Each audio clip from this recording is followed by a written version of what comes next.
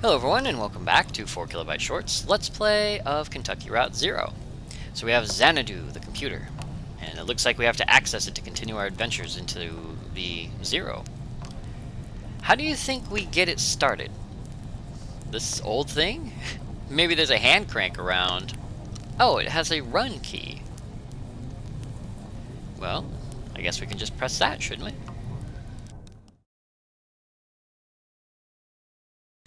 Act 3, Scene 6. Xanadu.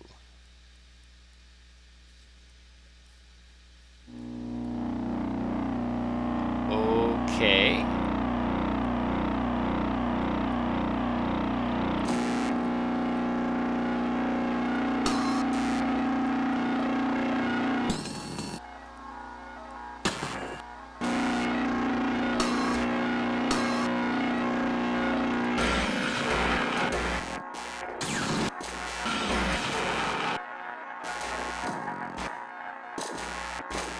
I guess we go in there.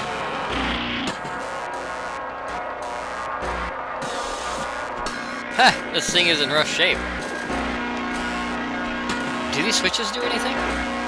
Conway flips an unlabeled switch.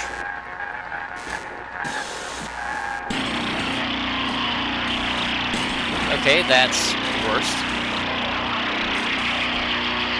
Kinda looks like a house. Type house. Typing house.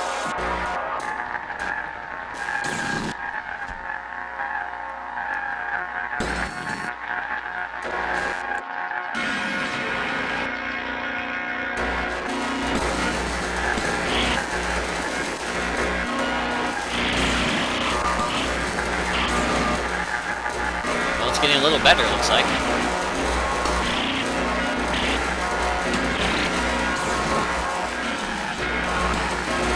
Okay, I see the word Lula in there. Did that say Lula? I'm typing Lula. Donald. Machine. The school.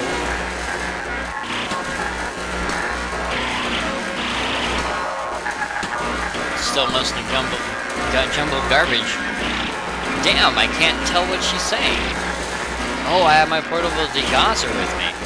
Old systems like this one can build up a remnant magnetic field that sort of warps everything along whatever pattern it's settled into, you know? The degausser clears that up by suddenly shaking the magnetic field around until it's uniform again. That's how I like to think of it, anyway. Like shaking a snow globe. Worth a shot. Alright, let's degauss this little guy. Whoa. Hall of the Mountain Geek? Ah, King, but back, well, jumbled. Try again.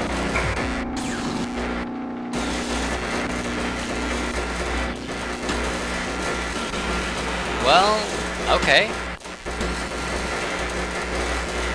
Alright, Xanadu's saying something.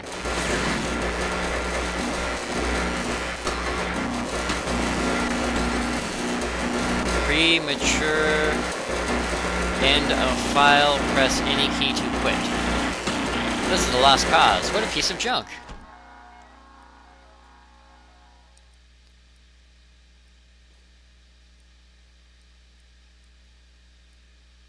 Act 3, Scene 7. Hall of the Mountain King.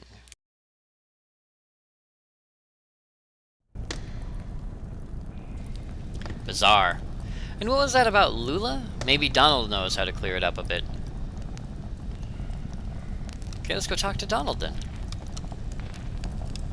I like how we've collected quite an entourage behind us. We have Homer, Ezra, we have Shannon, of course we have Conway, and then we have the two new kids whose names I still haven't quite learned yet.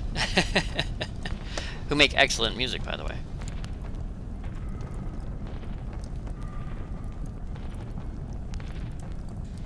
Ah, Donald, here he is. We'll talk to him.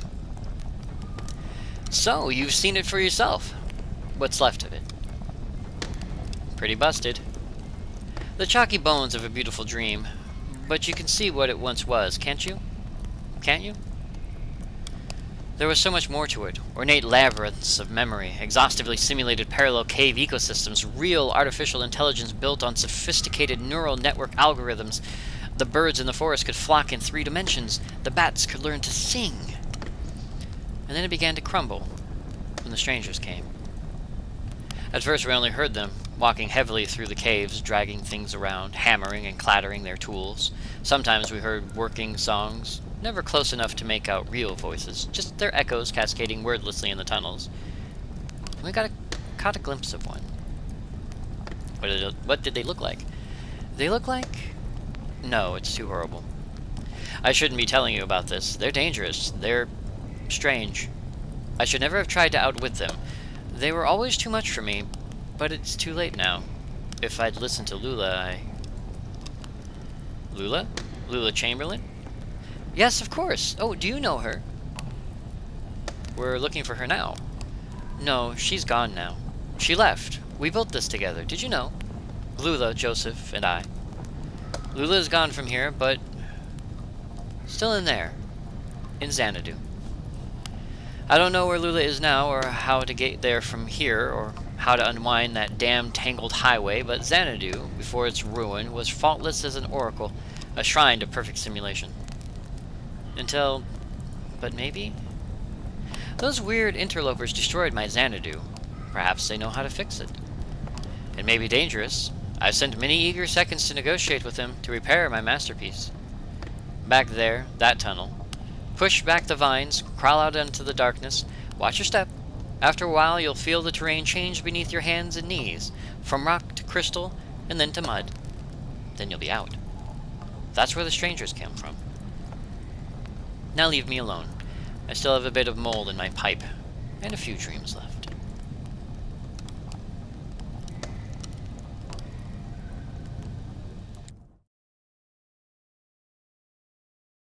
Act 3, Scene 8. Where the strangers come from.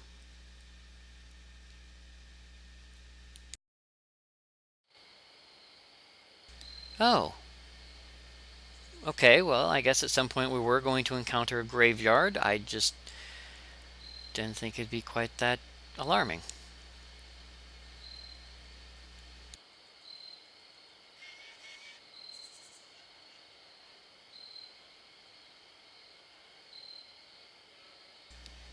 Is that, where are we exactly? Ah, here we are. Yes, quickly, Conway, out as quickly as you can, please.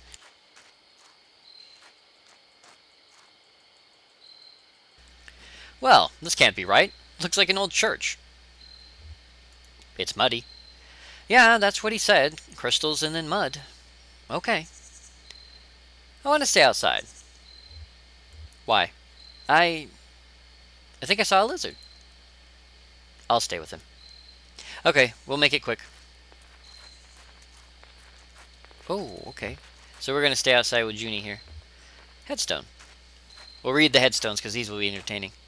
An epitaph is engraved on the stone grave marker. Ken Gagne, generous disposition, will be missed. Below the inscription, a note is written in white chalk. HT8191T, filled date June 29, notes of almond. Almond? Cyanide, I believe. Yeah, potassium cyanide smells like almonds.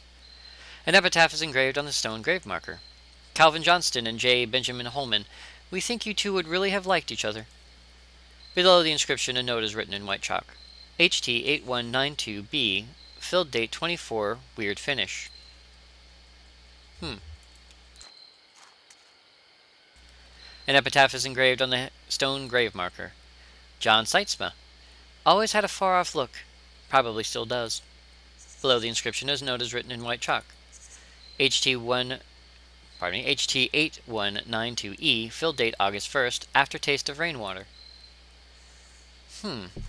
Odd.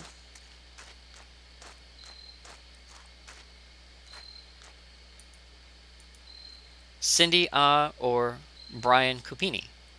Below the description, a note is written in white chalk. HT8192N, filled date September 8th, sweet and fungal. Nice. An epitaph is engraved on the stone grave marker. Peter Haight would have wanted it this way. Below the inscription is a note written in white chalk. HT8192Q, filled date September 9th, maple turpentine. Must have some description regarding the coffin, perhaps? An epitaph is engraved on the stone grave marker. Ryan Brown should have said something. Below the inscription is a note written in white chalk. HT8192X, filled date November 1st, sense of foreboding. And our last headstone. An epitaph is engraved on the stone grave marker. Unknown. Seemed reasonable. Below the inscription is a note written in white chalk. HT8192Y, filled date November 2nd, easy on the nose. And I guess we'll go talk to Junie now. Find any lizards? I wasn't really looking. Nice cover story, kid. Do you have any family? Well, I've got Johnny, the weird Vector. I've got you folks right now. Is that a family? Let's call it what it is. Junebug and the people she surrounds herself with. See? It means something. It makes a claim. It's specific. It sounds lonely. Not for us. You've just got to make choices and own them. You think I was born this foxy? I came off the assembly line about a half-foot shorter, and all gray. No eyes. They were going to have us clearing out the old mine. Doesn't matter what you look like under all that rock and water. A bunch of gray shadows shoveling and hammering invisibly at the walls, draining the tunnels. Johnny found some gear, an old tape player. We hid away in an underwater cave and listened to it over and over, and we knew we weren't miners.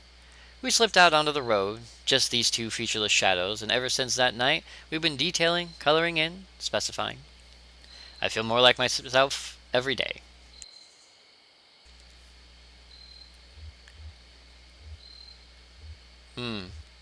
I feel more like myself when it's just me and Julian. Well, there. Now you're getting specific. Okay. Ah, they've come back. What'd you guys find?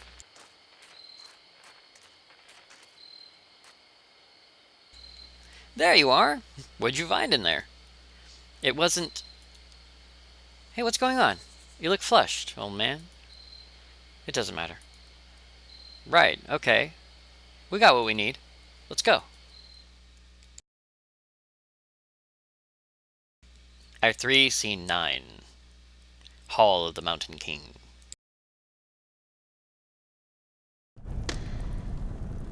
Guess we're talking to Donald.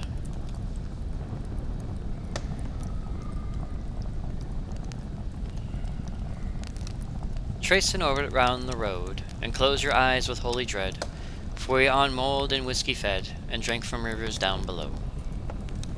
We found your strangers. We know how to fix your damned machine, but I'm not sure it was worth it. Oh, soon the visions will return. What have you found?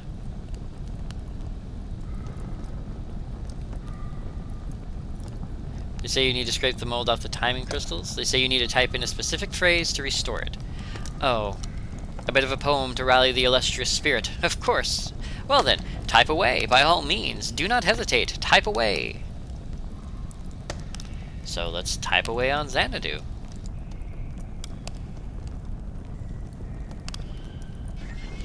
And it looks like we're in control of Shannon now, so I guess Shannon's going to be the one doing all the repair work on Xanadu. It makes sense considering she's probably the most qualified.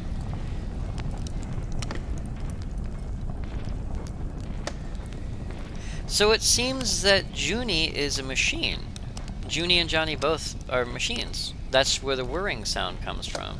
How odd. Never even occurred to me. So let's go ahead and get to work. Okay. We're supposed to type dome in air. Weird. Just following instructions. Here we go.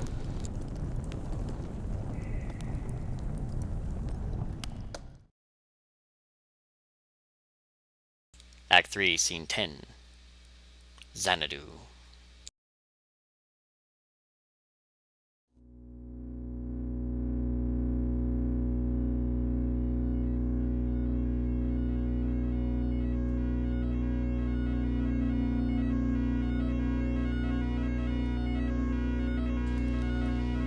Should we also degauss it?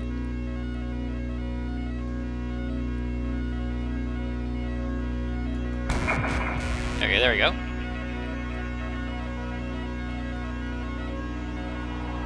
At end of road.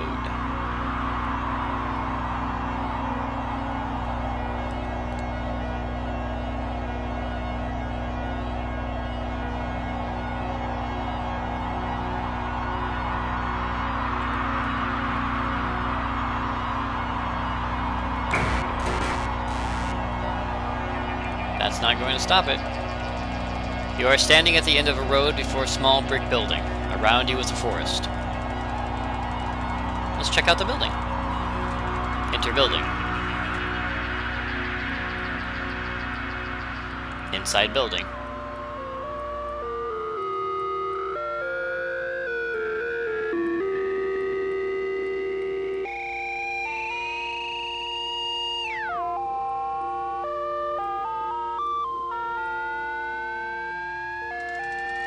You are inside a building.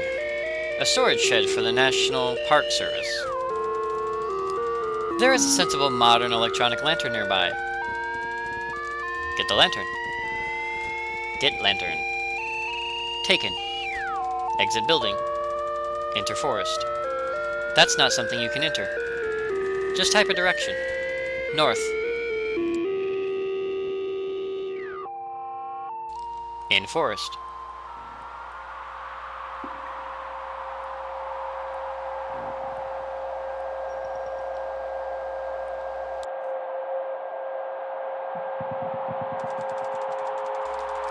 You are in open forest with a deep valley to one side. Can we climb a tree? Climb tree. I don't think much is to be achieved by that. Sorry. Can we dig a hole? Dig a hole. You can't see any such thing. Printed limited vocabulary. South. You are in forest. Hey, it's a maze. East? East. You're in forest. Lula is here, soldering replacement components in a small, handmade radio. Oh, we should talk to her. Ask Lula how she is doing. Hi, Donald. I'm getting the strangest interference out here. I've been tuning the radio circuits gradually as we go, swapping capacitor values and tweaking resistor networks. It was working for a while, but everything I can pick up sounds so distant and muffled. Lula hands you the radio. Well, maybe you'll have better luck. You're good at this stuff. Just don't forget to give it back. South. You're in forest. Joseph is here, tapping with a small stylus on a modified pocket braille slate. A small gray kitten, no more than a few weeks old, dozes comfortably on top of his backpack. Maybe he has something to say. Listen. Donald, I was just transcribing your footsteps. Sounded like... Joseph runs his fingers along the index card he's been tapping on, from right to left. Long, weary song, drearily gone, drearily gone. You beat a melancholy shuffle through these woods, Donald. Ha! I've been noting down the sounds of the forest, with an ear for speech, and an inborn filter for poetry, I suppose. So maybe it's me being melancholy after all. I'm eager to see what the poetic subsystem makes of these punch cards. West.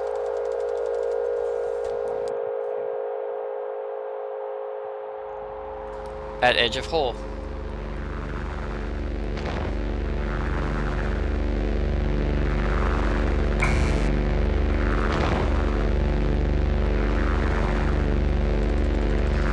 You're at the edge of a massive hole. The dirt gives way to rock as the ground sinks into darkness. The computer tied to your upper back slickens with sweat in the afternoon sun. The rope slung around your shoulder has slipped under the strap of your backpack, digging uncomfortably against your collarbone.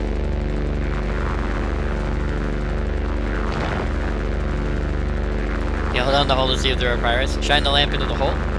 Light lamp. Your lamp is now on. Shine lamp in hole. The lamplight only reaches a few yards down the hole, where the rock is located in slimy black mold. You can tell that the walls are slick to climb safely without assistance. Lean in a bit to check it out. Try using the rope to climb down safely. Tie rope to tree. The rope is tied snugly to a tree trunk. Down. Your feet slip a few times on the slimy rock, but you remain stable. Lula and Joseph descend carefully after you.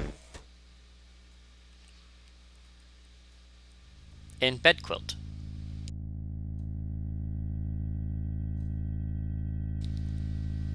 I feel like doing this will somehow reveal something, but I'm not quite sure.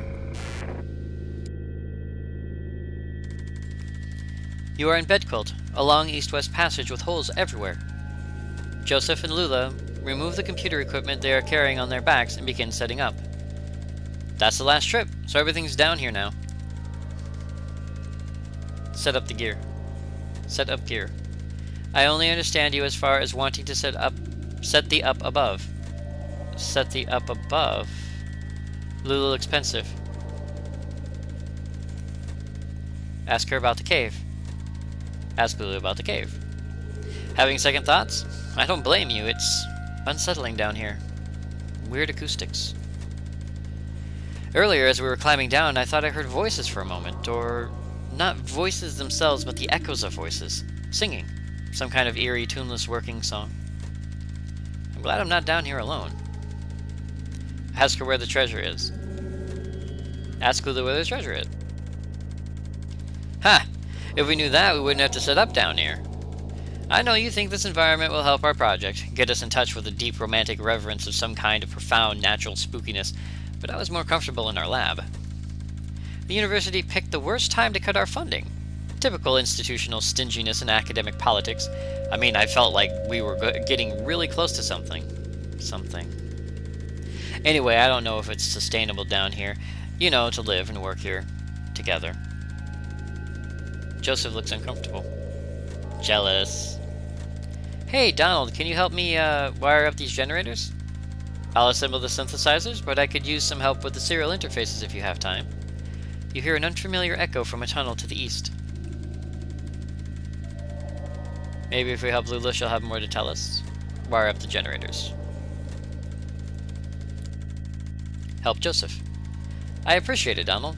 I'm not much of an electrician, you know. You know that. Joseph hands you a bundle of wires. His kitten curls up on a spool of cabling. Listen, the three of us had a good thing for a minute, wouldn't you say? Up at the old place, before it got ugly. I'm saying, we came down here to work. To really do it. Xanadu. And I mean, we've got to be rational about this. All three of us have got to put our feelings aside for a bit and be rational. Do you know what I'm saying? Is he talking about Lua? Kinda creepy. Tell Joseph to back off. Joseph wipes his brow with a dusty sleeve. Seems down here we're all strangers. Permanently strange. You are interrupted by the ominous echoes of a grating, scraping sound from the east, louder than before. What the hell is that? Let's check it out. In tunnels.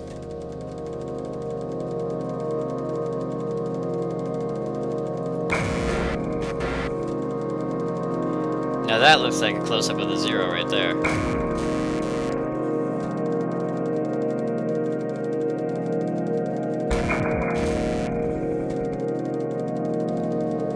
You rush down the tunnel, with Joseph and Lula close behind. That got kind of intense back there. How do you like all this, kid? There's a lot of reading, but I'm really good at that anyway. The tunnel narrows, and soon you find yourself crawling on your hands and knees. Navigating the tunnel gradually becomes more awkward, as smooth rock gives way to jagged, crystalline surfaces. Scratches and taps echo from the end of the tunnel, some short and piercing, some lower and groaning as if dampened by water. The tunnel opens into a large room.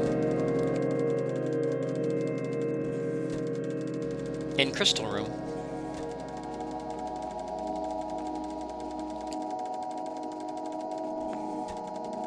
There is strange men here. It's probably not very polite to do to them. You are in a large, irregular chamber. The walls, floor, and ceiling are covered with crystalline projections. Strangers are here, scraping black mold from the crystals. They look up when you enter. One of them seems about to speak. Finally. Let's listen to what he says. The stranger reaches for a box he's carrying and presses a plastic button. The box whirs to life, and a crackling voice blurts something unintelligible, then slows to a deep gurgle. He looks at his companions momentarily in confused disappointment, then he returns to his awful gaze to you. Joseph flees through the tunnel to the north. Lula flees through a tunnel to the northeast. Follow Lula. Run north. Lula's headlamp scans across the northern passage as you run. Soft shadows loom perplexingly from floor to ceiling. You feel around to distinguish shadows from crystals, but eventually find yourself cornered. You have hit a dead end. Who are they? Let's find a way out of here. Escape. That's not a verb I recognize. Look for escape. You can't see any such thing. Listen, I think they've gone back to work. They seem strange somehow. Maybe they've forgotten about us. Alright, let's try to pass them quickly now. Don't make eye contact. Then we'll find our way back to the equipment. In Bedquilt. You are in Bedquilt, a long east-west passage with holes everywhere. Lula is here, panting for breath. Did they follow us? Where's Joseph? Search for him. Search. I only understand you as far as wanting to search. You have to be more specific. With equipment. Search equipment. The various computers and audio equipment cast angular shadows into the tunnels as you scan slowly across the piles. Nothing. Down one of the tunnels. Search tunnel. You select a tunnel at random. Your lantern illuminates several sets of footprints on the moldy cave floor, but they are impossible to identify. Joseph climbs down from the rope still tied above. That damn sound! Those damned voices! I don't even know what direction I was running. I wove through the network of tunnels. I ran my hand along the wall, always turning left, but every turn and every rock felt the same. For all I knew, I was running in circles. Finally, I ended up here. And I hid. I panicked. I heard you talking, but I didn't think I could trust my senses. But listen, there's one thing I have to tell you. While I was out there, lost in the tunnels and caves, I came across the Zero, and I had no idea. It's like a real place. They pick up garbage, they deliver mail, they go to work and to church, but it has an awful kind of emptiness. Wandering through, I heard horrible echoes. Weird images got burned in my mind's eye. A television, a scarecrow, a crystal, a feather, a sandwich, a CRT monitor, a bottle, an anchor. Lula looks down at her feet. What's up with Lula? Ask Lula what is up. Nothing. Just, Joseph, you sound disturbed. Lulu, you've heard the same damn stories I have. It doesn't matter now, damn it. I'm leaving. To hell with all of it. Get him back on track. We're so close. Divert Joseph's attention. You shout something at Joseph about the project you were working on together. You'll die in these damn cold caves. And what about those men? You know they'll come back.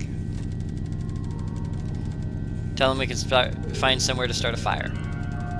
Suggest finding somewhere safe to start a fire. You shout something at Joseph about going deeper into the caves.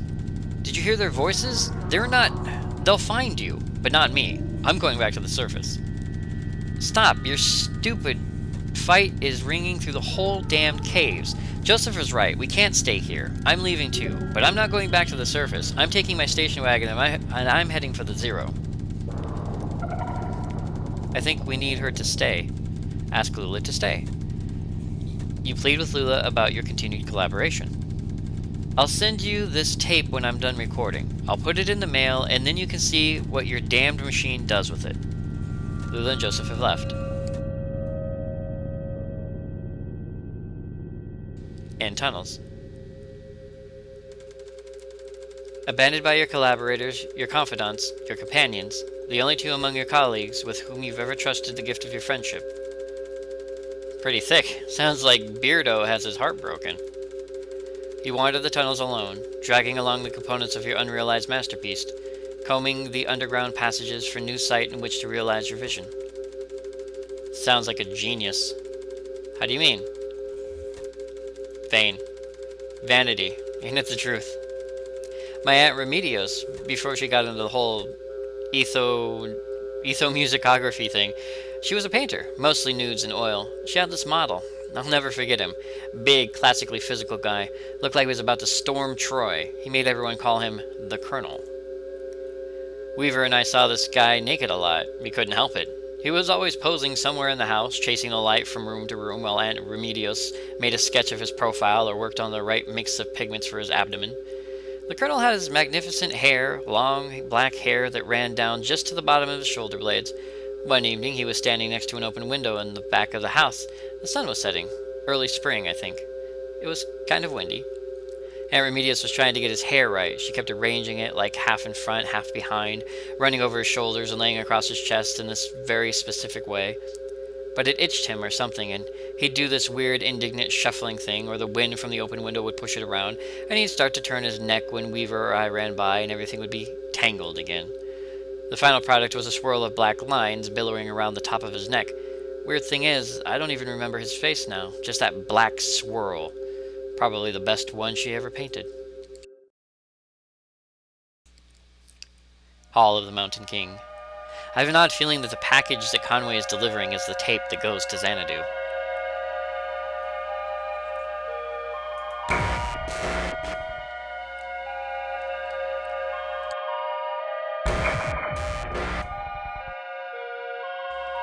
Still nothing. This is important, I can tell. After what may have been years, you stumble out of a tunnel into a cavernous open space. Stalactites adorn the ceiling like grotesques. In the center of the room is an enormous rocky spire. This is where you will set up your equipment and establish your legacy.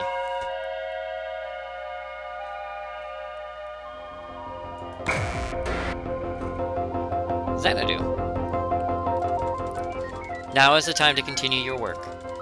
Research Assistance, 0. Realism Index, 37%. Romance Index, 2%. Mold Coverage, 0%.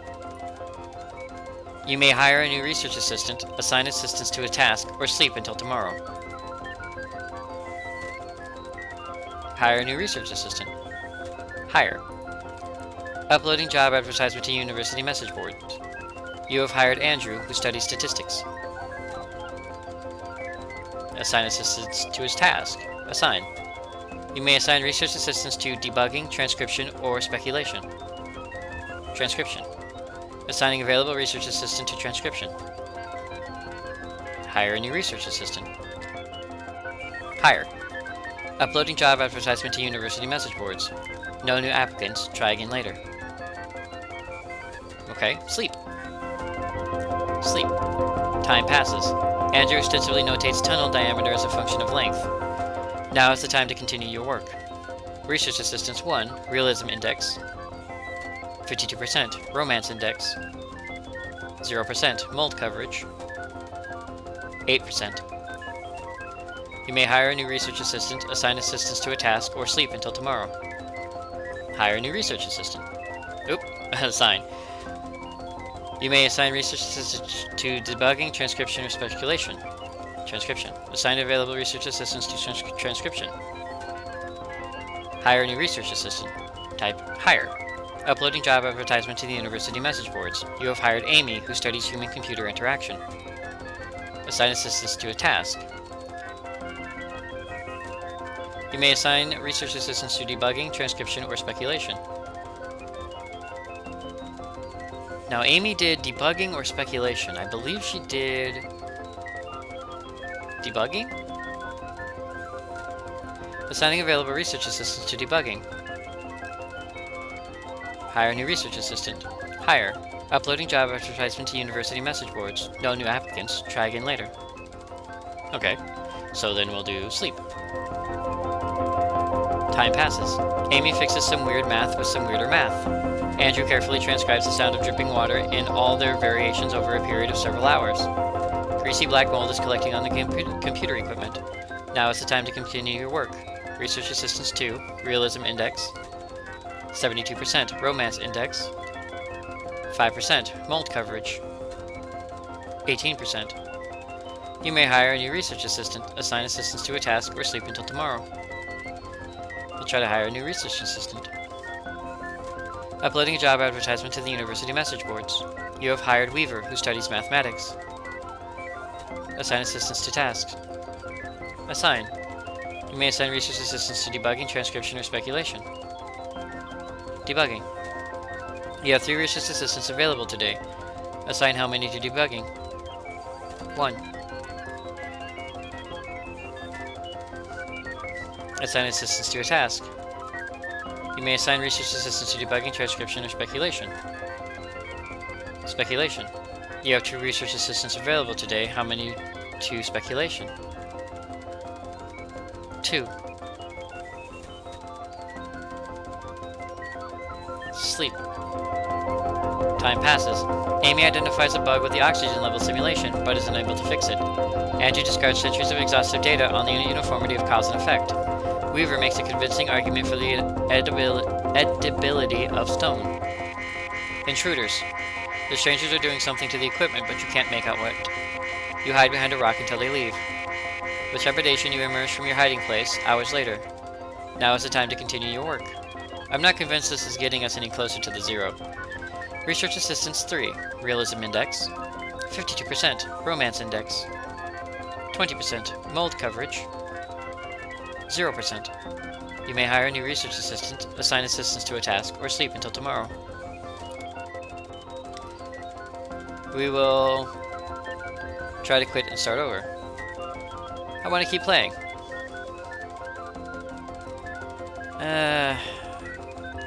Come on, kid, we've got stuff to do. Quit. Are you sure you want to quit? Yes. That was a rhetorical question. Exit? But you aren't in anything at the moment. Maybe we have to lose or die somehow in order to start over. Eat the lamp or smash the computer. Eat the lamp. Eat lamp. Don't be ridiculous. Maybe we have to wait it out. Typing wait indefinitely. Time passes. Research assistants come and go. One of them, the mathematician named Weaver, follows the strangers into the tunnel. She doesn't return, but neither do they. Years pass. Mold accumulates. You and the remaining research assistants take to burning disused equipment in the center of the room. The black mold is intensely flammable and makes an excellent catalyst. It leaves behind a sweet narcotic perfume. One night, you have visitors, outsiders, different ones. Then, later that night, an old friend. You really did go deeper into the caves. Premature into file. Please press any key to quit. Huh?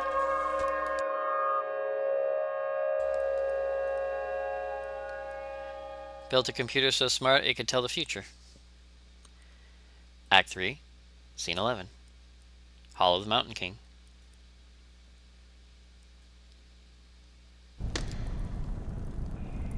Alright, we have Donald and Lula, one on each side of us. I guess that means we have a choice to make on who to speak to first. But, since that has been time, we're going to go ahead and pause here. So in the next video, we'll talk to one of the two people who have brought us to where we are now. And maybe we'll find out what's wrong with Conway's leg, and potentially find the 0. So for now, I'd like to thank you all very much for joining me, 4KB Short, on this Let's Play of Kentucky Route Zero. And I will see you guys next video.